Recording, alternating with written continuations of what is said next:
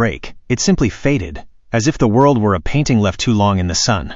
The love vine, the massive flowering heart of their home, had begun to gray, its vibrant pulses slowing to a rhythmic thud. Taijuan stood at the center of the great garden, his 180-pound frame anchored like a stone in a rushing river. He wore a bespoke cream linen blazer, the sleeves rolled up to reveal a leather-strapped timepiece. His rich brown skin glowed with a sun-like energy, but his hazel eyes were heavy.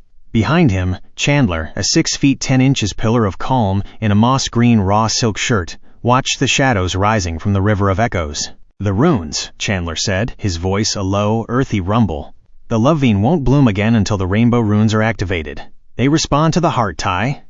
"Not just any heart, ours." Taijuan nodded, his gilded academic composure shielding a deeper protective vigilance. "Then we move. Together." The first rune, the Crimson Sunder, lay at the edge of the iron woods. It was Olivia's stone. At 14, she was a kinetic leader, her muscular 5 feet 2 inches frame draped in sleek athletic wear and a tailored linen shawl.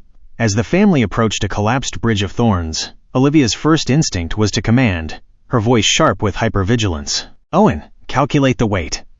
"Jamal, stay back." But the rune remained cold.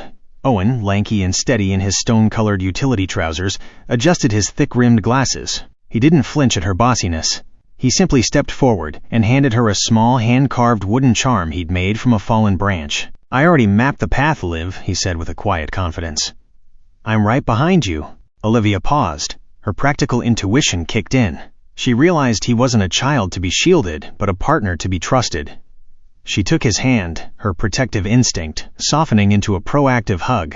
The Crimson Sunder erupted in a fierce, ruby light. The second and third runes, the Amber Weaver and the Emerald Watcher, sat atop the Hill of Whispers.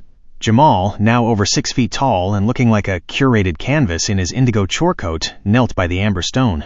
He clutched his sketchbook, his forest green hair tips catching the light.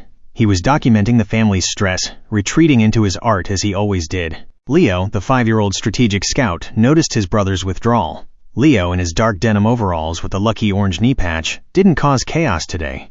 He reached into his utility belt and pulled out a rare, iridescent beetle he'd scouted earlier. "For your book, Jamal." "So the colors stay real." Jamal looked at his little brother, the mischievous agent turned tiny operative. He realized his art shouldn't be a wall, but a bridge. He sketched Leo not as a pest, but as a hero. The amber and emerald runes flared into life, bathing them in gold and verdant light. As they descended toward the crystal caves, the indigo echo awaited. This was Molly's rune. The 7-year-old celestial guardian moved with an unexpected stillness in her shimmering organza tutu. She saw Chandler, the 6 feet 10 inches giant, stumbling, his elemental patience wearing thin as the mountain static drained him. Molly didn't shout or perform. She walked over and tucked a dried wildflower into Chandler's large hand, mirroring the one in her unicorn's mane. "You don't have to carry the mountain, Papa," she whispered. "Just hold my hand." Her contained wonder acted as a grounding wire. The indigo rune shivered and sang, its light merging with the others. Finally, they reached the love vine's roots, where the violet core lay. It was small, silent, and cold. Willow, the 3-year-old sunlit heir, sat by the root.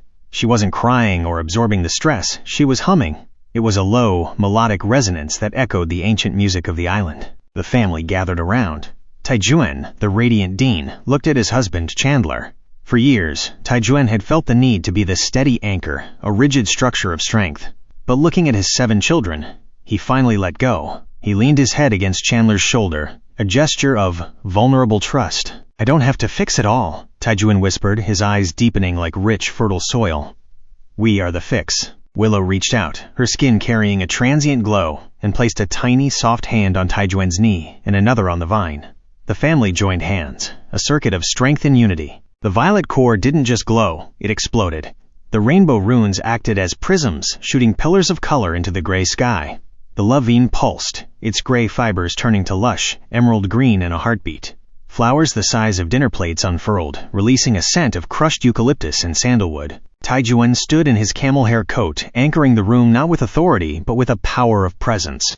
The runes were no longer hidden, they were part of them.